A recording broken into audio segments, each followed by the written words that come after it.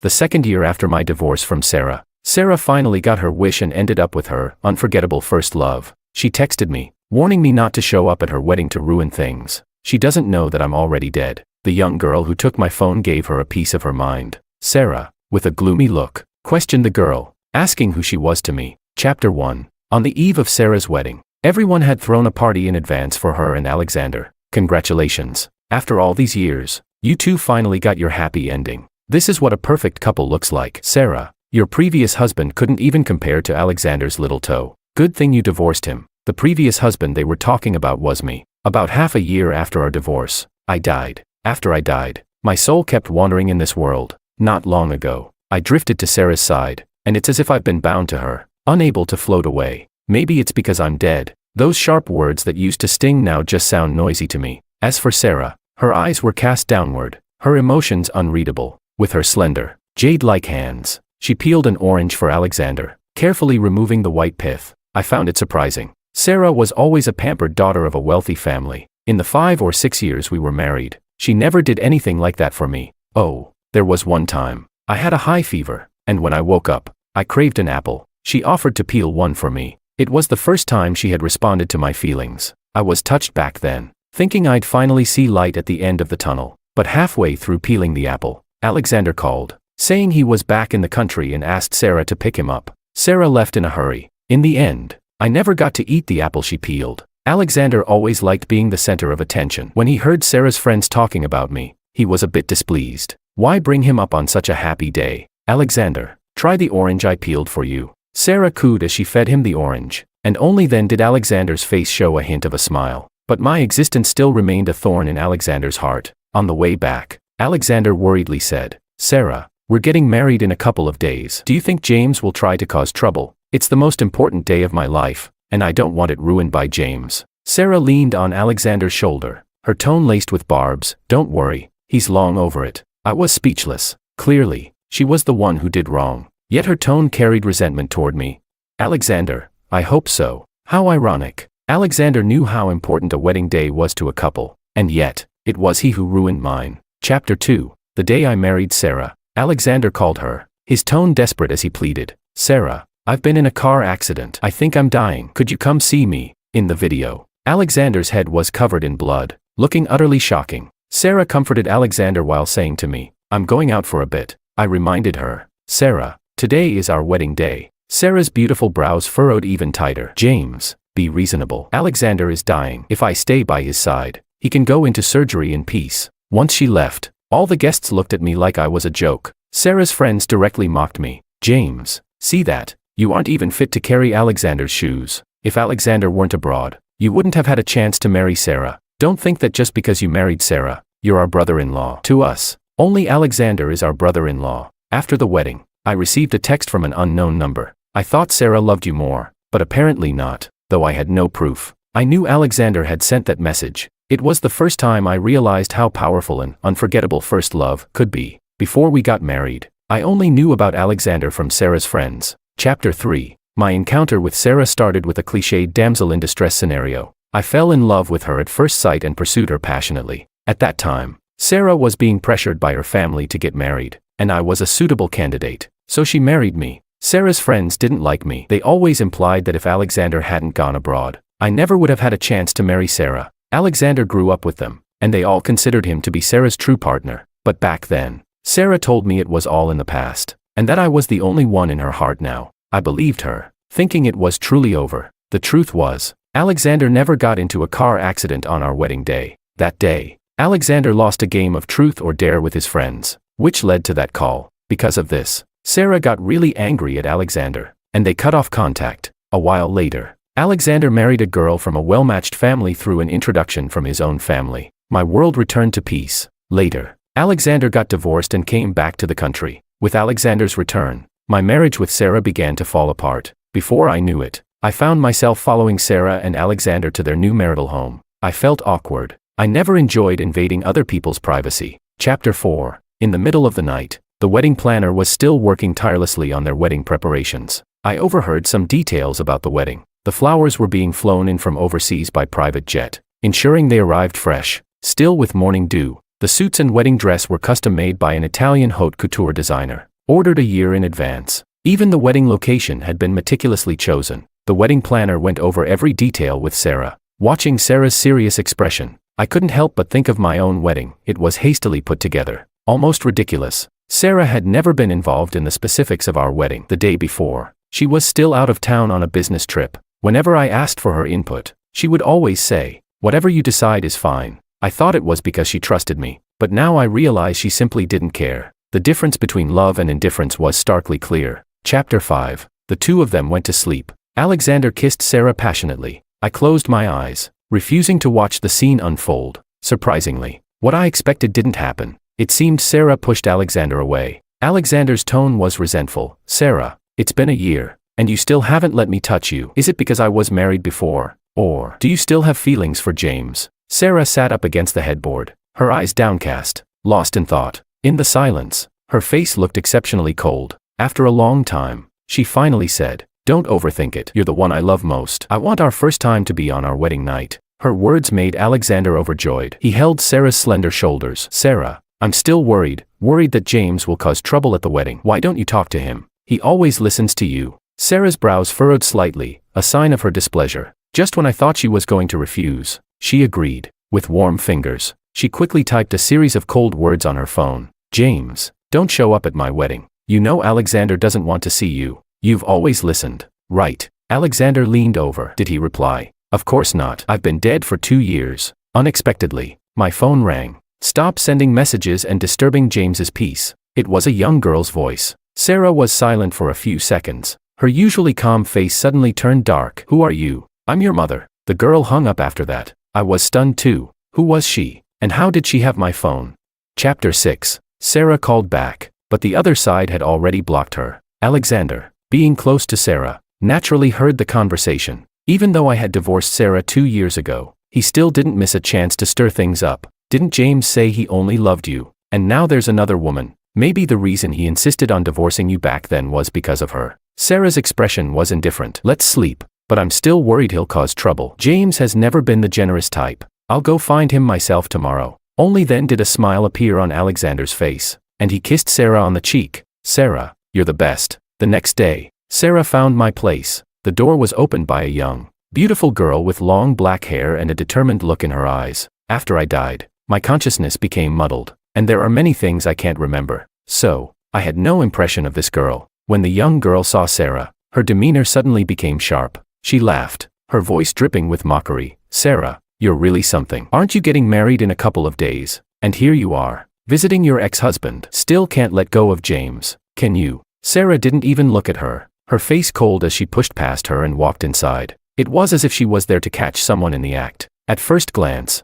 she saw a photo on the cabinet of me and the young girl. She picked it up, her brow furrowing even more. "What is your relationship with James? Why are you in his house? Take a guess." The young girl leaned lazily against the doorframe, her tone ambiguous. Sarah sneered. "So he really is a liar." I understood why she said that. When we got married, I had promised Sarah that I would love her and only her for the rest of my life, and that nothing but death would separate us. But later, I was the one who asked for a divorce. Judging by the current situation, it seemed that after our divorce, I fell in love with another girl. It was clear I had broken the vows I once made, but what right did Sarah have to say that about me?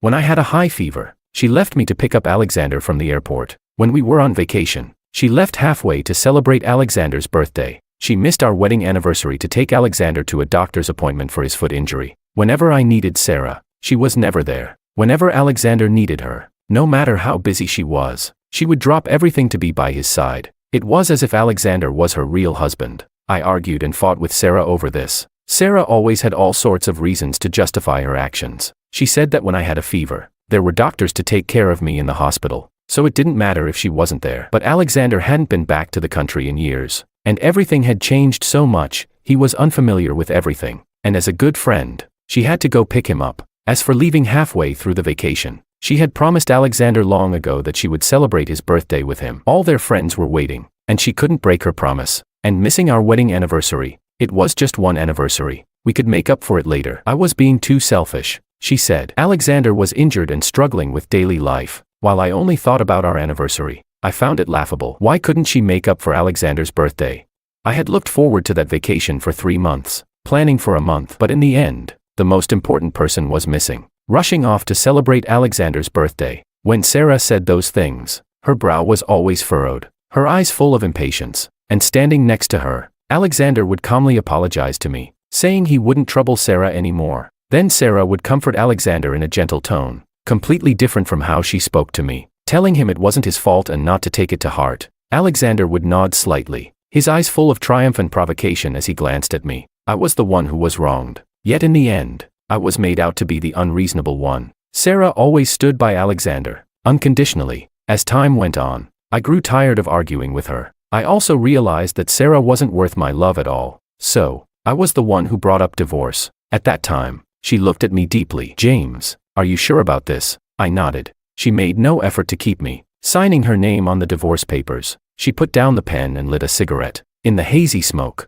her expression was particularly cold. She smiled, a chilly smile. "James, don't regret it." Her tone was confident, certain that I would come back and beg for her to take me back. Just like in all our previous fights, no matter how fiercely we argued, I was always the one to make amends. But she didn't expect that I would die, that I would never bow to her again. Chapter 7. You're overthinking it. I didn't come to see James because I still have feelings for him. I just want to warn him, next Saturday is my wedding day, and he'd better not cause any trouble otherwise. Sarah didn't finish her sentence, her sharp eyes narrowing dangerously, her tone carrying a hint of warning. Her words pulled me out of that memory. The young girl scoffed. "Sarah, you're giving yourself too much credit. Who do you think you are? What makes you think James would still be pining for you, waiting for you?" Rest assured, James moved on from that awful relationship a long time ago. He started a new life with me. The young girl picked up the photo, her fingers brushing over my face, her eyes softening. In the photo, I was smiling brightly at the camera. "See, he's so happy with me," the young girl said coldly, looking at Sarah. "You're just trash. Stop disturbing James's life. He stopped loving you long ago. He hates seeing you."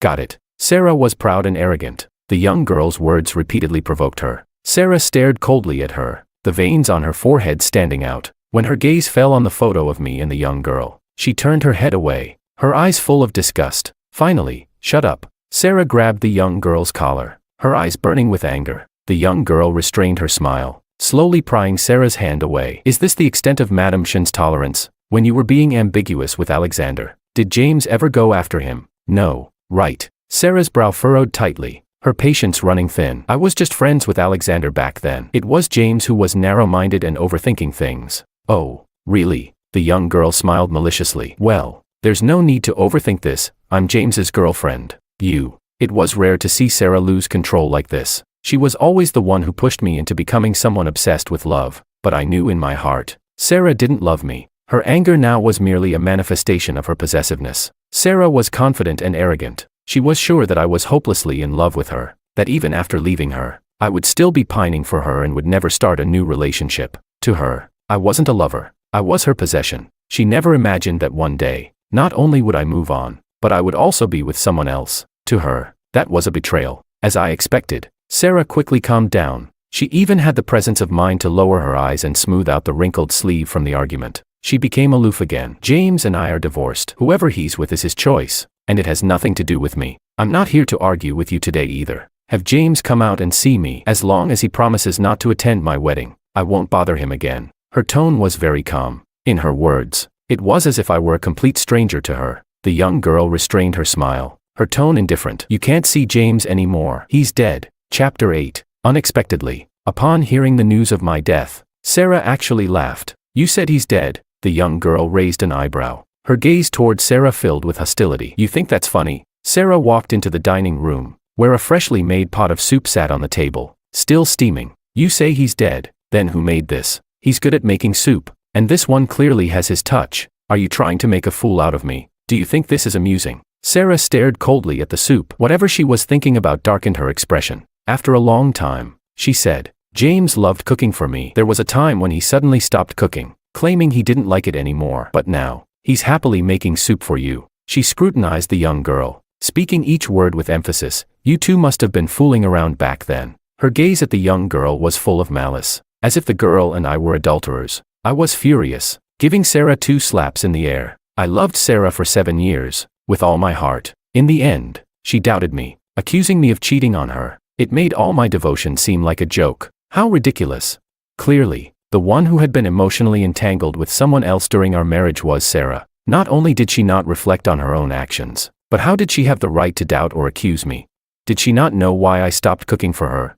I loved experimenting with different recipes, especially enjoying the happiness on my loved one's face when they tasted my cooking. Sarah loved my cooking. Once casually complained that the food her secretary ordered wasn't as good as mine. I took it to heart. I happened to be on vacation then. So every day I went to the market early to buy the freshest ingredients, made 3 dishes and a soup, and delivered it to Sarah at noon. Then one day, Sarah told me not to bring her lunch to the office anymore. She said I was working hard enough cooking every day, and that the driver could take care of the deliveries. I thought she was being considerate of me, until one day, the driver took a day off because his child was sick. I delivered the lunch again. When I entered the office, I saw Alexander was there too. He smiled as he took the lunchbox from me. "James, what delicious meal have you made for us this time? Braised prawns, sweet and sour ribs, stir-fried lettuce in oyster sauce, and spinach egg soup, all my favorites. Thank you, James." On the other side, Sarah was still working on some documents. Alexander skillfully set the table,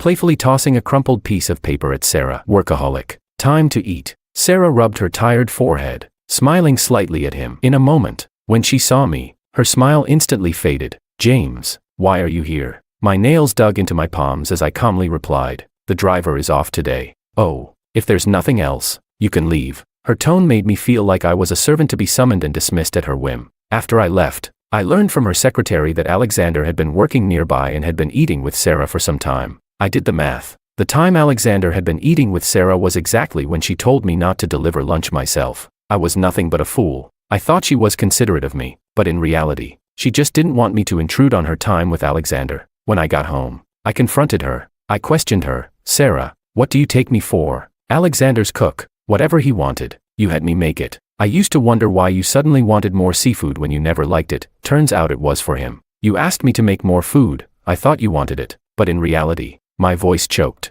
unable to continue. I had been so happy making meals for Sarah, but after learning the truth, I felt nothing but disgust. But Sarah, being Sarah, always managed to stand on some moral high ground. She said Alexander had stomach issues and loved my cooking. Making one dish or two, what difference did it make? Why was I so upset? I asked her why she couldn't be honest from the start. Why hide it from me?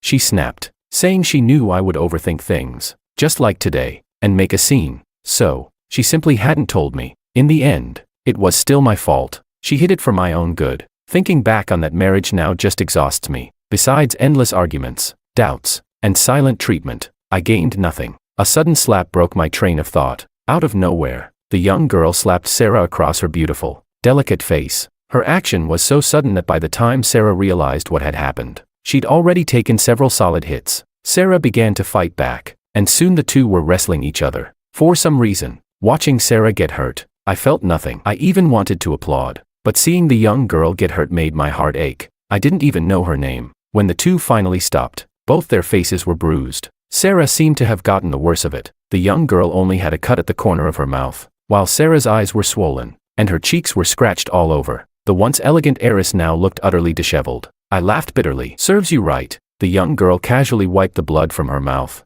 her voice cold. "James was unlucky to have met someone as awful as you," Sarah retorted with equal disdain. "James's taste has worsened, falling for a delinquent like you. He's a liar, and you're a thug, a perfect match." She continued, "When are you two getting married? I'll be sure to send a gift to congratulate you on your miserable union." The young girl glared at her, her body radiating hostility. "Don't you understand? He's dead." Then the soup. I made the soup myself. Sarah still didn't believe it, but she knew that with the tension between them, she wouldn't get anything out of the girl. With a cold snort, Sarah threw out a final remark. "Tell James that if he dares to disrupt my wedding, I won't show him any mercy." With that, she slammed the door and left. The young girl stared at the door, her eyes darkening as she forced a smile. "What if I decide to ruin your wedding instead?" Her gaze fell on the photo of us, her eyes softening. "Don't worry, James. Even if you're gone, I won't let her and Alexander live happily. Alexander gave you an unforgettable wedding. I'll make sure to give him one too." She took another sip of the soup. As she drank, tears silently fell from her eyes.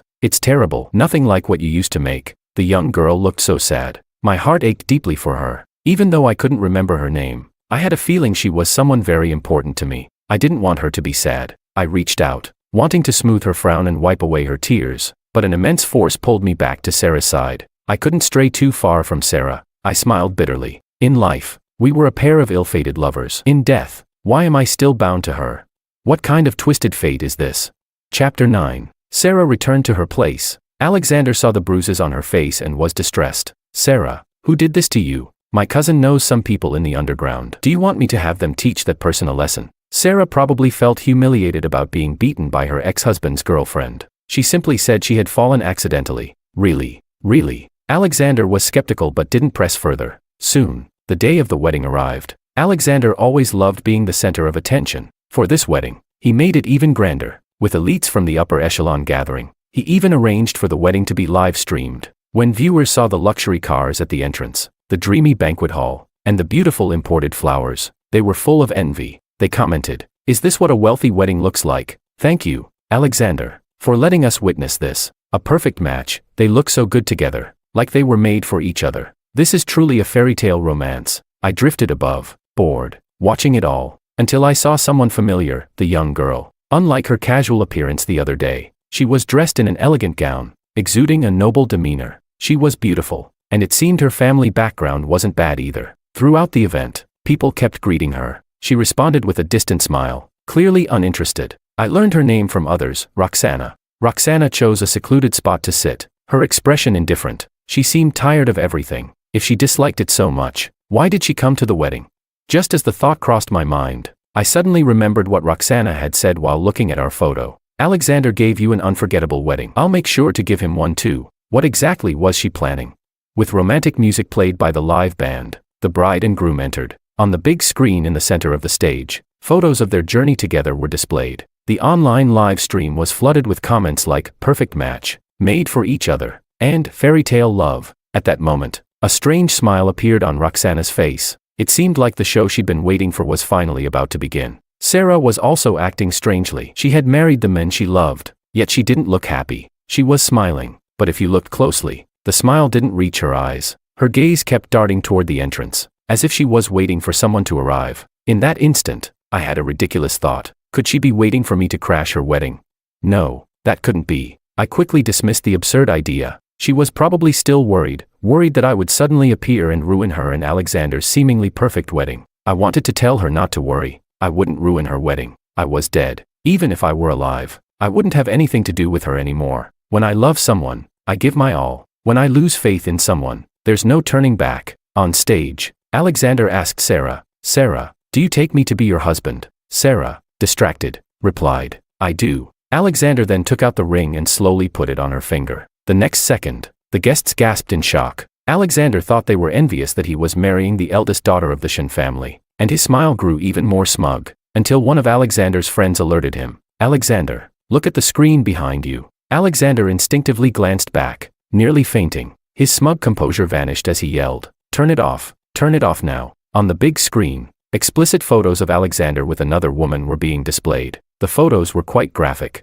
perhaps out of consideration for the many children present. The photos were pixelated. For the convenience of the gossip-hungry, the photos even had dates marked on them. March 6th of this year. Alexander was already engaged to Sarah by then, wasn't he? Wow. Alexander cheated. So, Sarah's been cheated on. Alexander's and Sarah's childhood friends were just as shocked. They were Alexander and Sarah's #1 shippers. Back when Sarah married me, they were unhappy and sarcastic. Now, seeing Sarah and Alexander together, they were overjoyed. The release of Alexander's photos shattered their fantasies. They looked furious. "Shut up, all of you. Shut up. I won't let you say that about Alexander. He's a good man. There must be some misunderstanding." The guests, all respected figures, weren't going to humor them. They sneered. A good man cheats on the eve of his wedding. Misunderstanding. What? Was Alexander forced to cheat? Look at the photos, he's clearly enjoying it. You all must be such great friends of Sarah. Alexander cheats on her, and you're still defending him. The reaction of the live stream audience was even more intense than that of the guests. Wow, the ship I just started supporting has sunk already. Alexander must be regretting live streaming this wedding. The photos have already made it to trending topics. The whole world knows now. He tried to show off his love, but ended up a laughingstock. Sarah is so pitiful. She carefully planned such a beautiful wedding, and Alexander treats her like this. Pitiful. She deserves it. Didn't you know? Sarah had an ex-husband when she married him. Alexander played a prank, pretending he'd been in a car accident and forcing Sarah to leave the wedding to see him. She abandoned her husband mid-wedding. Because of that, her ex-husband became the laughingstock of the guests. I heard Sarah's ex-husband was forced away by her and Alexander. Ugh. So they're both terrible people. In a way, they really are well matched. Alexander finally realized the wedding was still being live-streamed. He frantically ordered for the stream to be shut down, but it was too late. The enviable wedding of the century for Alexander and Sarah had turned into a joke of the century. After everything had happened, Alexander took Sarah's hand. "Sarah, let me explain." Sarah's face was stern as she brushed his hand away. "Enough. Haven't you embarrassed yourself enough?" She grabbed the microphone from the officiant and said, "The wedding is cancelled," before quickly leaving the venue. Alexander looked out at the guests, whose eyes were full of ridicule as they whispered among themselves, clearly not saying anything good. His expression turned ashen. Looking at him, I felt like I was seeing myself from years ago, abandoned by Sarah in front of all our guests. I had become a joke back then, yet had to pretend nothing had happened, trying to be a good host. Is this karma? Alexander calmed down, his face darkening, his voice seething. It was James. This must have been James. James, how could you be so cruel? This was the most important day of my life. I've never been humiliated like this in my life. I'll never forgive you, James. In the crowd, Roxana watched it all coldly. Chapter 10. Sarah was calmer than I expected. She returned home. The windows still had the red, double happiness decorations. The bridal room was still adorned festively. Sarah calmly instructed the servants, "Take all of this down." The servants, having watched the wedding live stream, naturally knew what had happened. They kept their heads down, silent, afraid of getting on her bad side, as they quickly took down all the wedding decorations. Only Mrs. Lee, who had watched Sarah grow up, spoke up. "Sarah, I told you long ago. Alexander wasn't someone who would settle down with you. James treated you so well back then. You shouldn't have separated from him." Sarah's expression was indifferent. "It wasn't me who wanted to separate from James. He was the one who asked for a divorce. He didn't want me anymore.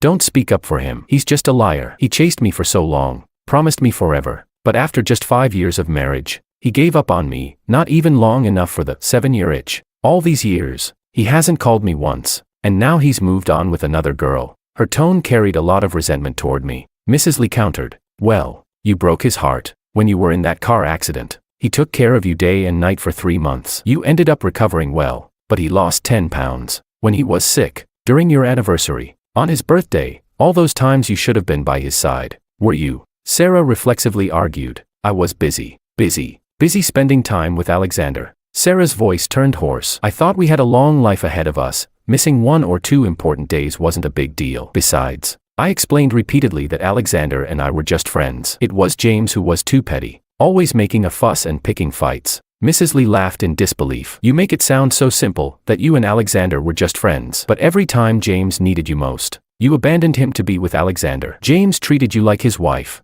but did you treat him like your husband? I still remember, whenever you attended events, your date was always Alexander, never your husband, James. Some people even thought Alexander was your husband." Sarah frowned. "James didn't want to go. Did he really not want to go? Or was it because every time he went, your friends would bully and mock him when you weren't around? Over time, he just stopped wanting to go." Sarah instinctively retorted, "They didn't mean any harm, they just liked teasing him." Teasing. The person being teased has to be willing. James didn't like their so-called jokes. If you truly respected him, you should have stopped them. Sarah pressed her lips together. "You don't understand. The favored are always fearless. You relied on James's love and constantly hurt him. You never thought there'd come a day when he'd had enough, when he wouldn't want you anymore." "Enough," Sarah shouted, cutting Mrs. Lee off. "My relationship with James is none of your business. If James still had feelings for me, he wouldn't have ruined my wedding today." She picked up her phone, confident. "Believe me, if I call him to ask to reconcile, he'd agree in 3 seconds." Seeing Sarah's confidence, I couldn't help but laugh. Sarah really thought highly of herself, as if she were some great prize. Did she think I'd come running back with my tail wagging if she crooked her finger? I wasn't that pathetic. When I loved her, her love seemed precious. Now that I no longer loved her, she meant nothing to me. Too bad I was dead. If I were alive and she called, I'd definitely mock her. Sarah, eager to prove I still loved her, quickly dialed my number, but it didn't go through. She then remembered that Roxana had blocked her number. She tried calling me through WeChat, but she was blocked there too. Sarah was stunned. It seemed she never imagined there would be a day when I truly didn't want her anymore. Meanwhile, Mrs. Lee continued pouring cold water on her hopes. "Sarah, James loved you too much and indulged you too much. You took it for granted that everything would go your way. Did you ever think that James didn't still love you, but rather resented you for leaving him at the altar for Alexander, making him a laughingstock in front of everyone? Maybe that's why he ruined your wedding today, To let you and Alexander experience being ridiculed by others. Sarah's face darkened, and she cut Mrs. Lee off sternly. Enough. Just because you've worked in my family for a long time and I call you auntie doesn't mean you really are. If you say another word, pack your things and leave. At this moment, Sarah was clutching her phone tightly, radiating hostility. She looked even angrier and more terrifying than when she'd found out Alexander had cheated on her. Mrs. Lee sighed, shook her head, and left. Chapter 11. Sarah locked herself in her room, probably to calm herself down. Everything that had happened today had overturned her understanding, both Alexander's betrayal and my indifference towards her, but someone was determined to disturb the facade of calm she was trying to maintain. Sarah's friends called her one after another. The ridiculous part was that none of them called to comfort her, they were all calling to defend Alexander. Sarah, we've known Alexander since we were kids. We know what kind of person he is better than anyone. He's a good man, and this must be a setup against him. Sarah, you two have come such a long way together. You can't just give up on marrying Alexander because of this. Sarah, yes, Alexander has hurt you in this situation, but this is the hardest time for him. Everyone is mocking him, watching him become a laughingstock. As the person Alexander loves, you can't add to his troubles. Sarah listened and responded with a mocking smile. She simply said, you all are really such good friends of mine. Before hanging up, Sarah took a sip of beer, muttering to herself, they've known him for almost 20 years, and they still take his side so completely. If they treated James like this, I bet it was 1,000, 10,000 times worse. James, how did you put up with it? How did I put up with it? Of course, it was because I was blind back then and still loved Sarah. I knew Sarah and that group had been friends for years. I didn't want to make things awkward for her, so I avoided any direct confrontations and only mentioned things to Sarah privately. I thought Sarah would stand up for me, asking her friends to show me some respect. Instead, Sarah merely reassured me, saying her friends were just a bit mean and had no ill intent, telling me not to take it to heart. Everything she said was an excuse for her friends. She had no intention of standing up for me. Logically, I should have argued back. Her friends made it clear they thought I was beneath Alexander, that I'd only married Sarah by some stroke of luck. How was that not malicious?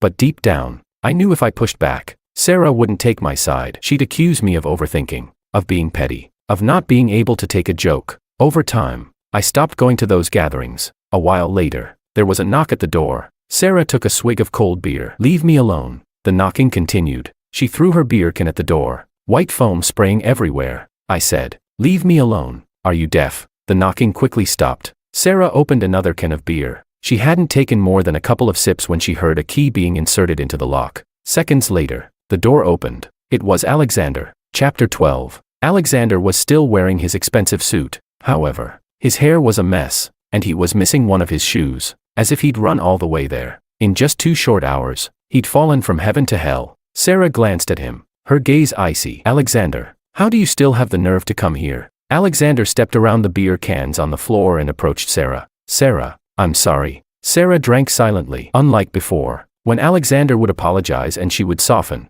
no matter what awful thing Alexander did, she would always forgive him. Seeing Sarah ignore him, Alexander completely panicked, his face growing paler. He tried explaining, she was my ex. We broke up long ago. We ran into each other at a bar recently, had a bit too much to drink, and weren't thinking clearly. That's the only reason I did something that hurt you. I swear, you're the only one in my heart. I never meant to betray you. Sarah lifted her eyes, her voice calm. Never meant to. Those photos clearly showed you stayed in contact with her after we got engaged. Alexander faltered, a trace of resentment in his expression. Sarah, we've been together for over a year, and you've never let me touch you. I'm a man, I have needs. I truly only love you. I even told her that once we got married, I'd cut ties with her. Please, forgive me this once, and let's move forward together. Alexander tried to grab Sarah's hand, but she pulled away. Her side profile was cold and unyielding. Let's cancel the wedding. I will still proceed with the investment I promised your family, but let's part ways amicably. Alexander's face froze.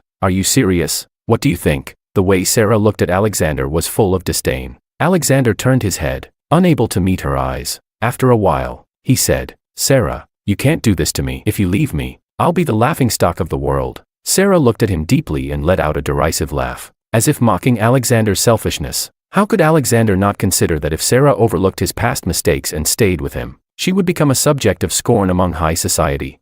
Sarah pressed her lips together, refraining from mocking Alexander for his self-centeredness. She simply said, Alexander, I don't enjoy being cheated on. Alexander asked, if it was James who got exposed for cheating during your marriage, would you also be this determined to divorce him? Alexander must have been furious to ask such a question. In Sarah's heart, I meant nothing. If I had cheated on her, she probably would have been thrilled, then she could openly be with Alexander. James wouldn't cheat on me. That was Sarah's answer. Alexander laughed. Sarah, don't think I don't know. Even after divorcing James, you've been waiting for him to come back, to reconcile with you. That's why you never let me touch you. Once I did, you and he would never have a chance again. Even when you knew James was with someone else, you still waited, didn't you? Otherwise, why were you glancing at the door so much during the wedding vows? You can forgive James, but you can't forgive me. Hearing Alexander's words, I only felt it was absurd. How could Sarah possibly like me? All she did was hurt me. Even 2 days before her wedding, she sent messages just to provoke me. She told me not to show up at her wedding and ruin it, because it would make Alexander unhappy. Her words were full of disdain for me and care for Alexander. Yet, according to Alexander, her messages were meant to provoke me into crashing the wedding. What kind of twisted logic was that? Seeing that message only made me feel disgusted. I'd already started a new life, but my ex was still obsessing over me, haunting me, thinking I still longed for her. Unexpectedly, Sarah lowered her eyes, not denying anything. The beer can in her hand tightened slowly. White foam mixed with beer spilled out, wetting her hand. She always liked to keep clean, but now she didn't care about the mess. I couldn't see her expression clearly, but I knew she was furious, really, deeply furious. Alexander kept talking, his words continuously provoking her. Sarah, can't you see reality? James doesn't want you anymore. I'm not James, I'll always be by your side. Sarah, forget about what happened. We can. Before Alexander could finish, Sarah slapped him. Alexander, have I ever told you how annoying you can be? Alexander's eyes widened in shock. He never thought the always compliant Sarah would do this to him. Chapter 13. In the end, Alexander stumbled away. Sarah locked herself in her room for 3 days. She drank a lot, her hair was a mess, and she smelled, a far cry from the dignified heiress she used to be. On the 4th day, she got up unusually early. She took a shower, put on a long dress, and became the familiar eldest daughter of the Shen family again. It seemed she had come to terms with some things, and her mood had improved. After enjoying a hearty breakfast, Sarah left the house. She passed a flower shop and bought a large bouquet of roses, red as fire. Then, Sarah went to my old house. Sarah knocked politely, and it was Roxana who opened the door. Look who's here, the heiress who got cheated on. Roxana sneered. Her gaze fell on the roses in Sarah's hand. Did you remember how good your ex-husband was, and come to beg for a reconciliation? Sarah remained calm, unprovoked by Roxana's words. She asked, is James home? Roxana replied, James is dead. The sky was dark, thunder rumbled, a heavy downpour was imminent. Just like before, hearing the news of my death, Sarah laughed again. Do you think I'm an idiot? Why would I believe you? If he's dead, then how do you explain the chaos at my wedding yesterday? Sarah said, he obviously still cares about me, otherwise, why would he ruin my wedding and stop me from marrying Alexander? She added confidently, you're not his girlfriend, he just hired you to provoke me. Roxana laughed along with Sarah's confident declaration. Sarah didn't understand why Roxana was laughing, but the laughter made her very uncomfortable. She frowned at Roxana, then continued, I want to see James. You won't be seeing James again. Sarah was enraged by Roxana's response. She spoke with contempt. Who do you think you are? Just because James asked you to play pretend, you think you're really his girlfriend and can make decisions for him. James is truly dead. He's been dead for almost 2 years. The one who ruined your wedding was me, not him. Roxana's tone was ice cold. What did you say? Sarah was stunned, her expression stiffening. Roxana's voice was harsh. I said, James is dead. He's been dead for almost 2 years. Thunder rumbled. A torrential downpour began. The window in the hallway was left open. The strong wind disheveled Sarah's hair, and raindrops splattered across her face, cold as ice. She shivered suddenly. Chapter 14. The fiery red roses fell to the ground, petals scattered everywhere. Such passionate flowers, yet in an instant,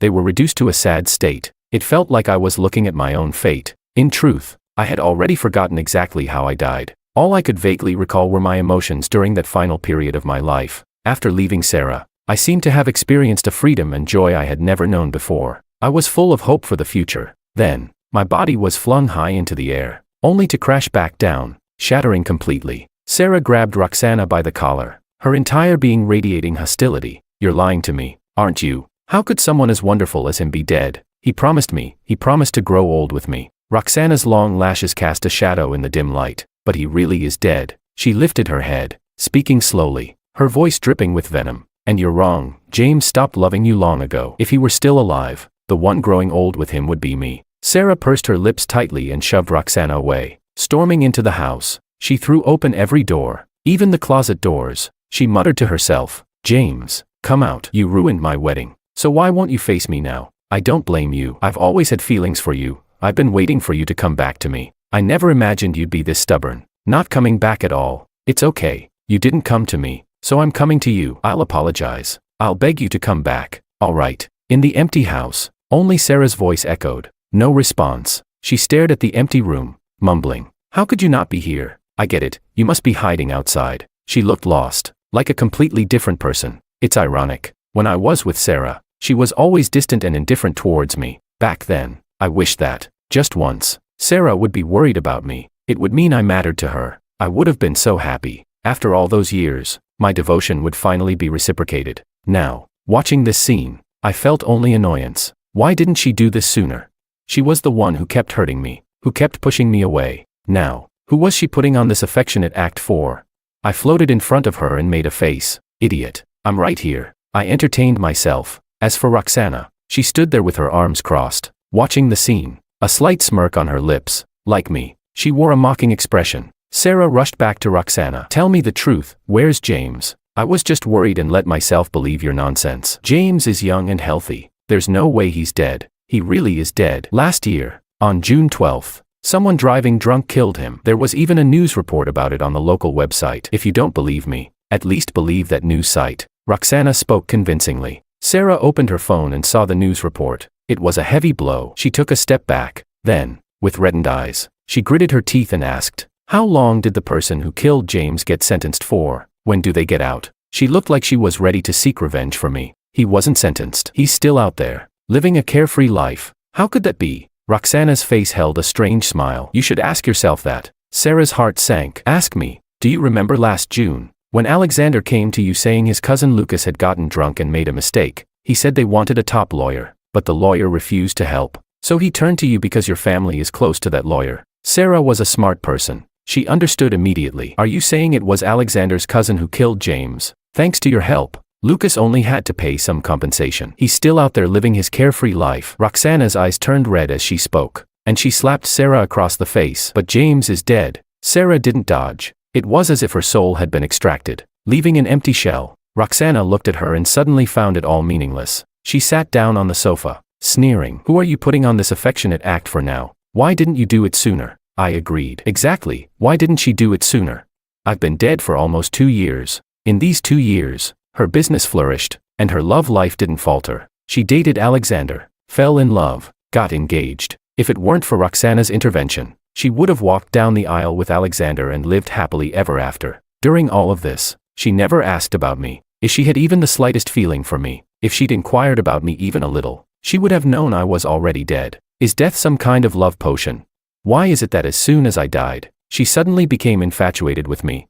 How ridiculous. All those years we were married, I couldn't warm Sarah's heart, but now that I'm dead, she's suddenly this devoted lover. It makes everything I did seem like a joke. I won't let them get away with this." Sarah clenched her fists, her nails digging into her palms, the metallic smell of blood in the air. She staggered away. Roxana watched her leave and then gently wiped the photo of us. "James, everyone who hurt you will be punished. Will that make you happy?" I reached out, wanting to smooth the furrow in her brow. "I'm not happy. Not at all. More than revenge. I want Roxana to forget me and move on. Even though I don't remember her anymore. Seeing her in pain still makes my heart ache. But she never forgot me. How much pain must she be in?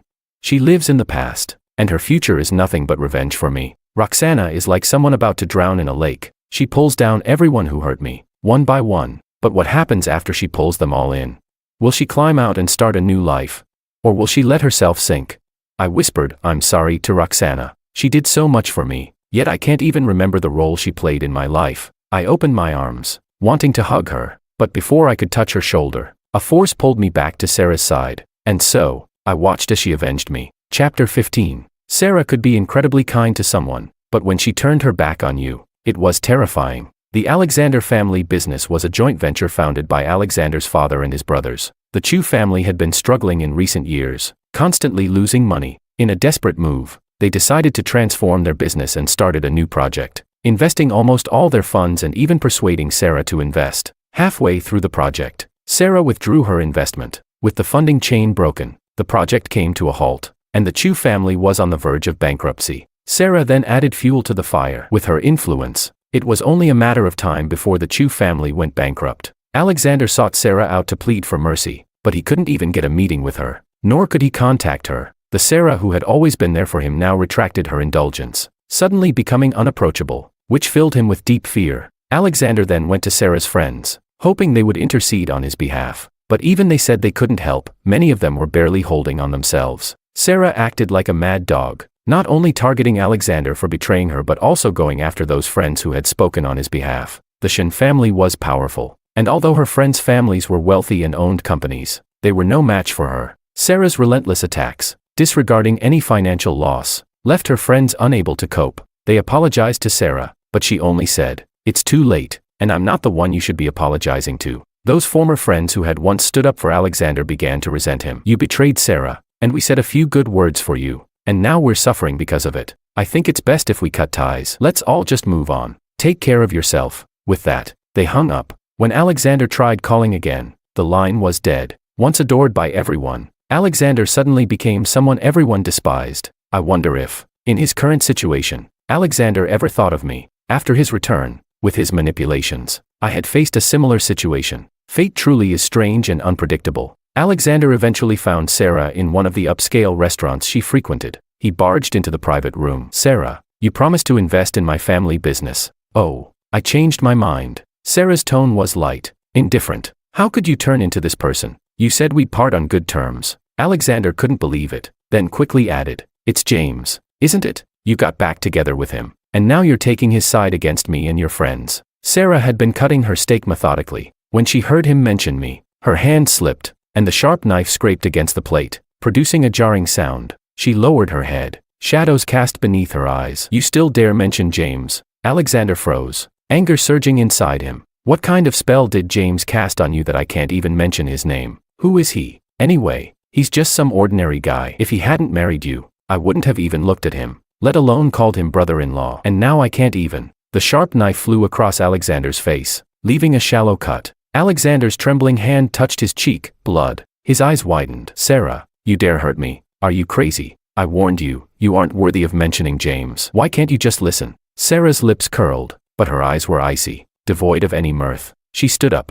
slowly walking toward Alexander. Alexander glared. "What are you trying to do?" Sarah bent down, picking up the knife that had fallen to the ground. The cold blade grazed Alexander's face as Sarah spoke, her eyes dark. "Such a beautiful face. Do you know, when James died, his entire face was mangled, unrecognizable. Even the best mortician couldn't restore him. He used to be so handsome." Her expression grew even darker. "After returning, Sarah had investigated the cause of my death. Late at night, I had felt unwell and went to the pharmacy to get some medicine. Lucas, driving drunk, hit me, leaving me bloodied and broken. He fled the scene. I lay on that cold road all night. It rained heavily that night. My wounds were soaked and swollen, and early morning passers-by were startled at the sight." Sarah had cried uncontrollably while looking at those records, repeatedly saying, "I'm sorry." The overwhelming hatred consumed her, driving her vengeful actions, wild, reckless. "What did you say?" "James is dead." Alexander was stunned by her words. "You didn't know. The one who killed him was your precious cousin Lucas." "Him? No way. He's a mess. But he'd never kill anyone." Alexander's eyes widened in sudden realization. 2 years ago, the person he hit was. Alexander had always looked down on his cousin. Drinking, gambling, all sorts of vices. When Lucas hit someone, he came to Alexander, hoping he could get Zhang, the lawyer connected to the Shen family, to help defend him. Alexander hadn't bothered with the details and casually mentioned it to Sarah. Through Sarah's connections, Zhang agreed to represent his cousin. In the end, Lucas only paid a hefty fine and didn't serve time. After that, Alexander paid no more attention to it. He had no idea the person his cousin had killed was James. The demonic voice echoed in Alexander's ears. "Alexander, how could I ever forgive you?" Sarah slipped the knife into Alexander's pocket. Through the thin fabric, the cold blade sent shivers down his spine. Sarah left. Alexander's face turned ashen. Before leaving, Sarah left a message. She said, "Alexander, this is just the beginning." Chapter 16. The Chu family soon went bankrupt, leaving them with a mountain of debt.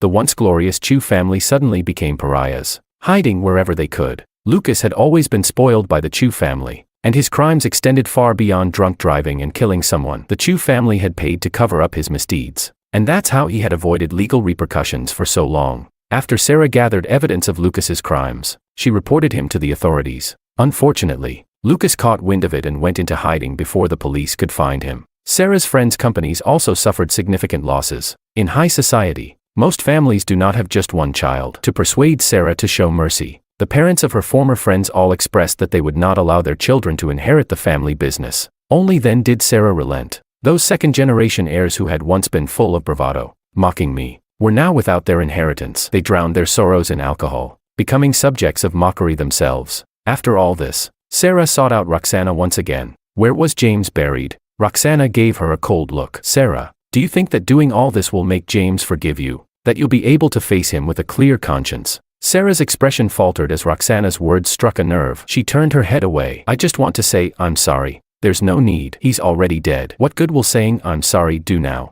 No matter how harsh Roxana's words were, Sarah remained polite. I know that. In your eyes, I treated James terribly, but I really did love him, Sarah said, her voice dry. I just didn't know how to love him. Sarah's parents had once been a couple that others envied. They were childhood sweethearts who grew up together and naturally ended up together. In her memory, her father loved her mother deeply, but one day, out of the blue, her father grew tired of the relationship. He yearned for passion and fell in love with another woman. No matter that the woman treated love like a game, always keeping her distance, Sarah's father was content to chase after her. He told Sarah's mother that this was true love, so tormenting, yet so alluring. For Sarah's mother, it was nothing but agony. She, who had never smoked, began chain smoking, staying up all night, begging her husband not to leave her. But he was determined to be with his new lover and treated Sarah's mother with cold indifference, blaming her for standing in the way of his happiness. Only when the other woman hurt him and he came back seeking comfort would he treat Sarah's mother kindly. The moment that woman showed interest again, he would ignore his wife's pleas and rush back to her side. It was a twisted relationship. Sarah's childhood was filled with a false sense of warmth and endless arguments. In the end, her mother couldn't take it anymore. She killed Sarah's father and his lover in front of her. She told Sarah, never love someone unconditionally. Sarah, you'll only get hurt. The one who is loved without restraint will squander your love without a second thought and will never cherish you. If you want to stay with someone forever, you must love them in moderation. Then, her mother jumped out of the window before Sarah's eyes. The once kind and gentle mother now had a twisted, monstrous face. Her brain was splattered everywhere, her limbs bent in unnatural ways. Her mother's words became a curse, haunting Sarah. Sarah, having lost both parents, felt incredibly lonely and longed for friends. She treated her friends exceedingly well, buying them whatever they wanted. One day, she was in the restroom when she overheard her friends talking. I'm so sick of Sarah, she's like a clingy shadow, always following us around. We're going to the amusement park tomorrow. Let's not tell her. Agreed. Sarah was stunned. Just one class earlier, during PE, they had smiled and taken drinks she had bought them, saying, Sarah, you're our best friend. We'll always be together. Sarah's attitude toward them grew cold, and she stopped making an effort for them. Those friends who had planned to alienate her ended up coming back, being extra friendly. Whenever she bought them something, they would be grateful beyond words. They would put their arms around her shoulders, repeating, Sarah, you're our best friend. We'll always be together. But it wasn't like before, when she gave them everything they wanted. Their gratitude had been shallow. Back then, Sarah thought to herself, Mother, you were right. This wasn't the only time it happened. Sarah was incredibly lonely. She would go out in any weather to feed the stray cat that wandered around her home. She thought the cat was just like her, pitiful, abandoned by the world, unloved. Whenever it saw her, it would run away, only coming back to eat her food after she left. One day, she finally managed to get close enough to touch its soft fur, only for the cat to scratch her. Sarah was angry and ignored the cat for days. One morning, she heard a noise by the window. When she opened it,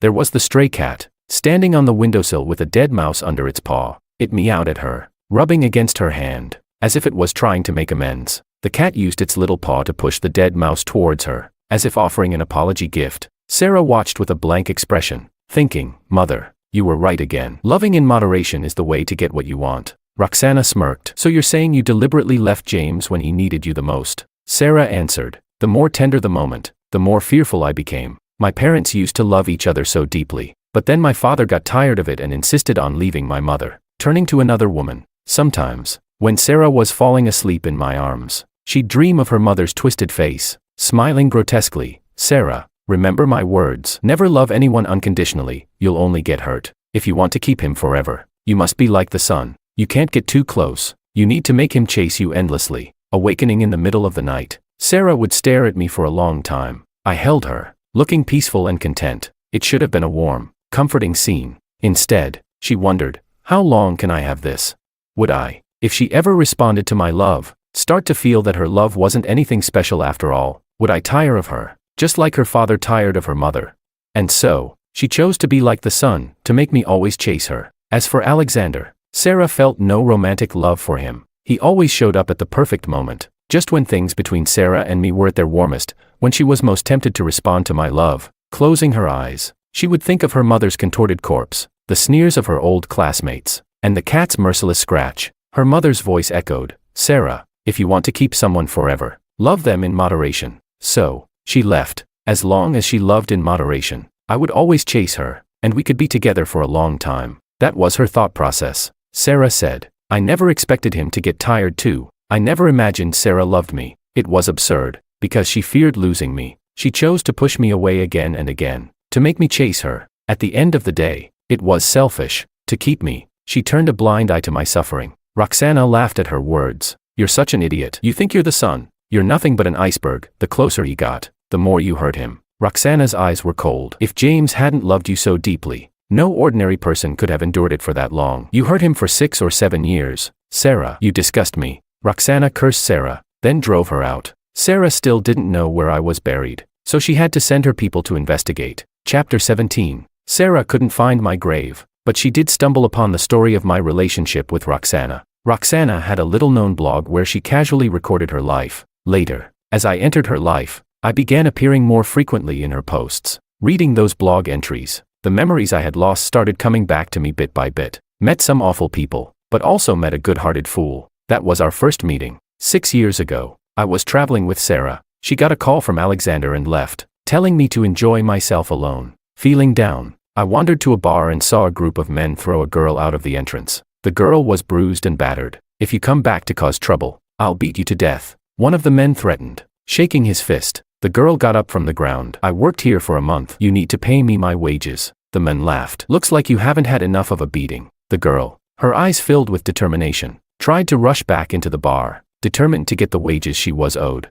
The men blocked her and started beating her again. She fought back, but she was no match for them. A crowd had gathered, some recording the scene on their phones, but no one stepped in to help. The girl was thrown out again, and once more she got up, trying to get what was rightfully hers. I stopped her. "Don't go back. You'll just get beaten again, and you won't get anything." The girl looked at me coldly, her eyes filled with mockery. It was as if she was saying, "It's easy for you to talk like you care about me, but my money is still gone. How much do they owe you? I'll give it to you." The stubborn girl was stunned. Then, her voice was a bit stiff. "They owe me, not you. It has nothing to do with you." I could tell she had a lot of pride, but she was clearly in need of money. I said, "I happen to need a guide. Consider this payment for guiding me." Only then did she accept my money. Before leaving, she told me, "Roxana, that's my name." I continued reading Roxana's blog. "Good-hearted fools are easy to trick. I just arrived in this city and got my money stolen. I had nothing. I worked for a month, and then they cheated me out of my pay. How could I know anything fun about this place? All the guides I used were from the internet." He even praised me for being an excellent guide. Honestly, I just wanted free meals. I hadn't eaten well since arriving in the city. The good-hearted fool is really very kind. He has a lovely smile, and there's a little dimple on his cheek. Seeing the good-hearted fool upset makes me feel upset too. What else is there to do in this city? I want to make him happy every day. He finally smiled. It was worth staying up all night researching, asking locals for interesting and fun spots. I smiled. So, Roxana insisted on being my guide just to get free meals at first. Back then, I had casually made up an excuse for her to take the money and not go back to that bar, only to get beaten again. I hadn't intended for her to actually guide me. I never expected that. The next morning, when I walked out of my hotel, she'd be waiting for me. Roxana wore a clean white t-shirt, her face washed clean of blood, revealing a pretty face. Her gaze was still determined, like a little wolf. I was surprised. "What are you doing here?" "I'm your guide. If you're going out, of course, I have to follow," she said. She knew what I wanted to ask. "People who go to that bar usually stay at this hotel," I said. "No need." Roxana's face darkened, and she asked if I had never intended for her to be a guide, if the money I gave her was just charity. Seeing her pride, I feared she'd return the money and go back to the bar, so I denied it. And that's how she became my guide. I thought Roxana handled things very methodically back then, asking me if I preferred food or scenery on our trip. saying she'd made several plans overnight. It turned out those guides were all from the internet. With Sarah gone, nothing interested me. I told Roxana to decide. So, Roxana took me to many places. Every outing was like a blind box to me. Sometimes it was unexpected, sometimes delightful. Those were incredibly happy and carefree days. I didn't have to think about anything, I only needed to focus on having fun. She loved to play and knew how to have fun. I tried things I'd never dared try before, like bungee jumping. The feeling of falling was liberating. We also waited for a sunrise on an empty beach. When I woke up, I was leaning on Roxana's shoulder. The sun warmed my face, and empty beer cans were scattered around. We missed the sunrise, but I didn't feel regret. I vaguely remembered the night before, drinking a lot and yelling at the sea, venting my frustrations. Roxana called me crazy, and I forced her to shout with me. She looked annoyed but did it, shouting even louder than me. I knew her life wasn't easy either. On our last day, Roxana took me to watch the sunset. We rode a small scooter, our white t-shirts billowing in the wind, like two free birds. We were almost at the beach when Sarah called. She said she was back, ready to continue our trip. I was happy and told Roxana to turn around and take me back to the hotel. Roxana's tone was sullen. "You have a wife?" I laughed. "Is that so strange? I'm old enough. She doesn't deserve you. You've never met her. How do you know she doesn't deserve me? She's wonderful." I pursued her back then. "Because you're not happy." I hadn't expected her to be so perceptive. I smiled and said, "One day, it will be better. Once I warmed Sarah's heart, I'd be happy." But I realized later that leaving Sarah was the true path to happiness and freedom. When Roxana and I parted, she secretly slipped a jade pendant into my pocket. The pendant was something Roxana and I had seen at a market. I liked it, but the vendor only accepted cash, and I hadn't brought enough. The next day, when we went back, the vendor was gone. I never expected her to buy it for me and secretly gift it to me. I remember thinking that the pendant was about the same value as what I'd paid her to be my guide. This girl said in her blog that I was easily fooled, but she was the silliest one, accompanying me for so long. In the end, she used what she got from me to buy something for me. She worked for nothing. I kept reading the blog. Boring. Going back. Roxana had run away from home to come to this city. Her family situation was chaotic. Her parents had a business marriage but had their own true loves and children. They maintained a semblance of peace, each doing their own thing. One day, Roxana's parents started a divorce battle, neither wanting Roxana. In her rebellious phase, Roxana ran away from home. Her luck was bad. She got her money stolen as soon as she left the station. She was stubborn. She didn't go back but found a job at a bar that provided food and shelter. It was a lousy bar, and after a month of work, she got cheated out of her pay and beaten. After meeting me, her life wasn't so dire, and she finally had some real fun. Those days were also incredibly joyful for her. She went back not long after I left. Roxana's parents were irresponsible, but her grandparents on both sides adored her and took her in, grooming her as an heir. In the meantime, Roxana continued to record her life. 2 years later, I appeared in her blog again. I secretly went to see him. "He's not doing well. Is his wife blind? If it were me, I'd treasure him. If only I'd met him a couple of years earlier. He's divorced. We met again. He's still so gentle. We went on a date. We kissed. My kissing skills are terrible. I wonder if he minded. I'm going abroad for a competition and have to train for a month. I hate leaving him. When I get back, I want to get engaged." That's where the blog ended. I did the math, and realized I died during her training. When she came back, I'd been dead for over 2 weeks, cremated and gone. An immense sadness overwhelmed me. In a lonely corner, the girl had spent years carefully nurturing a love that finally bore fruit. Just as she was eagerly planning our engagement, that fruit fell, rotting to the ground. She never even saw me one last time. All Roxana could do was spend a fortune buying my old house for my parents and burying my ashes in a place she'd chosen. She lived in the house we'd shared, cooking the dishes I'd cooked, endlessly reliving our time together. She was trapped in the past we had together. She should have had a bright future, but it was put on hold. Her heart was filled only with thoughts of revenge. Roxana, who was once full of life, now had her existence overshadowed by grief. Her only purpose became seeking justice for me. She dragged down everyone who had ever hurt me. I feared what would become of her once she had taken her revenge. Would she move on and live again? Or would she be consumed by her own sorrow?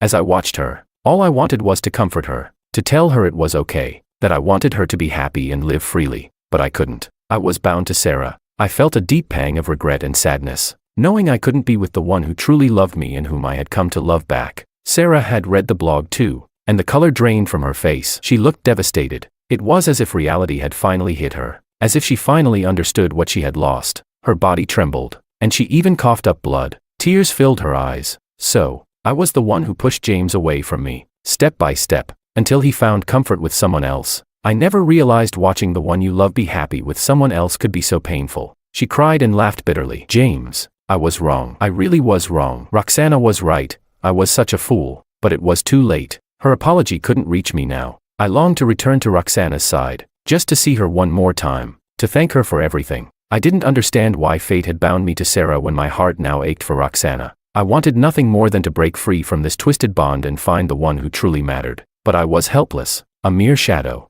unable to influence anything. The one who had loved me was hurting, and all I could do was watch. Sarah's late realization of her feelings for me held no weight. She had hurt me too deeply, and her love had come far too late. It was all just a cruel twist of fate. Chapter 18. Sarah locked herself in the house again, drinking day and night. Eventually, she drank herself into a stomach hemorrhage and ended up in the hospital. Auntie Lee came to persuade her multiple times. If you keep this up, you're going to drink yourself to death. Then so be it. Maybe I'll see James. Sarah replied coldly. Auntie Lee shook her head and sighed. If you knew it would come to this, why did you do what you did back then? During this time, my father called Sarah, daughter-in-law. Did you forget to send me money this month? I was surprised. How could Sarah have any contact with my father? My relationship with my family was terrible. My mother passed away when I was very young, and my father remarried quickly, having my half-brother. His new wife disliked me, and my father treated me poorly as well. They were abusive, and all the household chores were my responsibility. When I got into high school, they demanded I drop out to work. I refused, relying on scholarships and part-time work to finish high school and go to college. After graduating, they tried to force me to give them 2/3 of my salary, and when I refused, they caused a scene at my workplace. Unable to take it any longer, I moved to a new city and changed all my contact information. I thought I'd escaped them, but apparently, that wasn't the case. My parasitic family had found out my address long ago. Sarah had been secretly paying them off so they wouldn't come after me. I looked at Sarah with complicated emotions. Hurting me openly while helping me in secret. Why did she have to do this? Sarah spoke to my father with an indifferent expression. James is dead. You'll never be able to bother him again. So tell me, is there still a reason for me to keep sending you money? What? James is dead. Stop pretending. I know everything. Lucas gave you $2 million, and you chose to settle instead of seeking justice for James. Or rather, you never intended to seek justice for him. Your act of outrage was just to get more compensation. My father said sheepishly. We were heartbroken too, but we have to live, don't we? We raised him for so many years. It wasn't easy. A bit of compensation is only right. Sarah sneered. Raised him for so many years. How dare you say that? You're nothing but bloodsuckers who drained him dry. Well, if you won't give it, forget it, my father muttered, realizing he wouldn't get anything from Sarah, and hung up angrily. But Sarah wasn't going to let it go that easily. She was ruthless in business, and dealing with my useless father and his family was even easier. She gathered herself, drank some porridge, and gave instructions to her people. Within days, my father's family called, demanding answers. It was you, wasn't it? All our money's gone, and we're in debt. Sarah replied coldly. If you were scammed, report it to the police. Why are you calling me you? It was an investment scam. The police said investments carry risks, so they won't do anything. You knew, didn't you? How could you be so cruel? We don't even have a house now. Sarah cut him off impatiently. This is what you deserve. How much money have you taken from me over the years? After James died, you sold his house and took a large compensation. But how did you treat him? You wouldn't even buy him a proper grave. You buried him on a little hill where anyone could walk over him. It was Roxana who found me later. She moved me elsewhere, and my family extorted a large sum from her for it. My father wanted to say more, but Sarah had already hung up, with no more targets for her revenge. Sarah went back to drinking herself into oblivion. She visibly wasted away, her eyes bloodshot, her frame skeletal, as if a gust of wind could blow her over. Auntie Lee saw her like this and started crying. Child, are you trying to kill yourself? If James were still alive, he wouldn't want to see you like this. James is already dead, Sarah muttered bitterly, taking another swig. Even if he were alive, he wouldn't want me anymore. He fell in love with someone else. Days turned into weeks, and Sarah grew thinner by the day. One night, she went out to buy more alcohol. Suddenly, a man jumped out of the bushes and grabbed her. Alexander was with him. The man had a long scar on his face. It was none other than Lucas, who had been hiding out. Lucas was tired of living in hiding, and Alexander was fed up with poverty. The two of them planned to kidnap Sarah and demand a huge ransom. They hadn't anticipated that Sarah had lost her will to live. When Sarah saw the men who had killed me, rage filled her. She fought Lucas fiercely, even when he aimed the knife at her chest. The commotion alerted a security guard, who managed to capture Lucas and Alexander. That night, it poured, just like the night I died. Sarah lay in a pool of blood, a smile of relief on her face. Everyone thought Sarah wouldn't make it, including herself, but she survived, though her body was weaker than ever, and walking a few steps left her coughing. When she opened her eyes in the hospital, her expression was filled with pain. It was as if she was thinking, "Why am I still alive?" She was heavily depressed and had no will to live. Under Sarah's influence, Lucas and Alexander were sentenced to spend the rest of their lives in prison. Auntie Lee thought Sarah had truly been through too much lately. She bought Sarah a protective charm. As soon as the charm was hung around Sarah's neck, I felt a powerful repelling force. The charm seemed to view me as something evil and was actively driving me away. I suppose it made sense. I was a ghost. After all, though I had harmed no one, I was still an unwanted spirit. Thanks to that charm, I was finally free. I took one last look at Sarah sitting by the window, then turned and left without hesitation, heading for the house I used to call home. Chapter 19. I finally saw Roxana, my love. I embraced her, but my body passed right through hers. I was so happy that I forgot I was already dead, and she was the love I could no longer touch. A bit frustrated, I floated closer to her. My gaze traced every inch of her face, carefully sketching her features. The girl who once radiated carefree joy now had only a deep, lingering melancholy. She was meant to be a bird, soaring freely in the sky,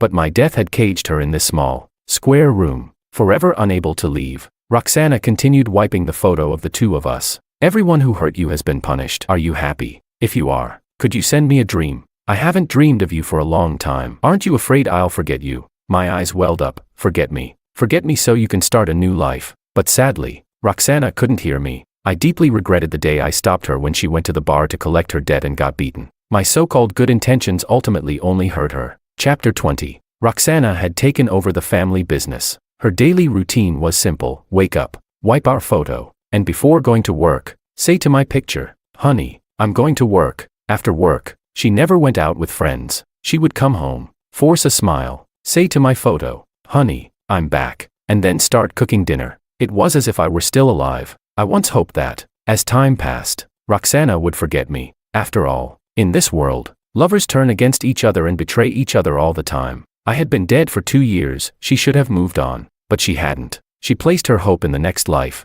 She did charity work, donated to temples, and whenever she traveled for business, she visited well-known temples to pray. Once, when she was young, she'd accompanied me on a trip and we passed by a temple. She had watched me kneel in front of the Buddha, sincerely praying that the prayer beads would bless Sarah and me with a long-lasting relationship. Roxana had laughed freely. "It's all nonsense. You actually believe this?" Yet, in the end, Roxana became the most devout believer. She did all this just to wish for an illusory next life. 2 years later, I was with Roxana at home watching the news. Sarah's death was being widely reported. She had fallen from the 3rd floor, still holding my photo. She died on a day of heavy snowfall. It was New Year's again, and the household servants had all gone on vacation. When they returned, one of them stumbled over her body buried in the snow. Realizing she had been dead for 3 days, once a powerful businesswoman, Sarah died in a humiliating manner, far from the glory she had in life. The reporters all said she had drunkenly fallen from the 3rd floor, but Roxana and I both knew she had committed suicide. She chose to die the same way her mother did, by jumping.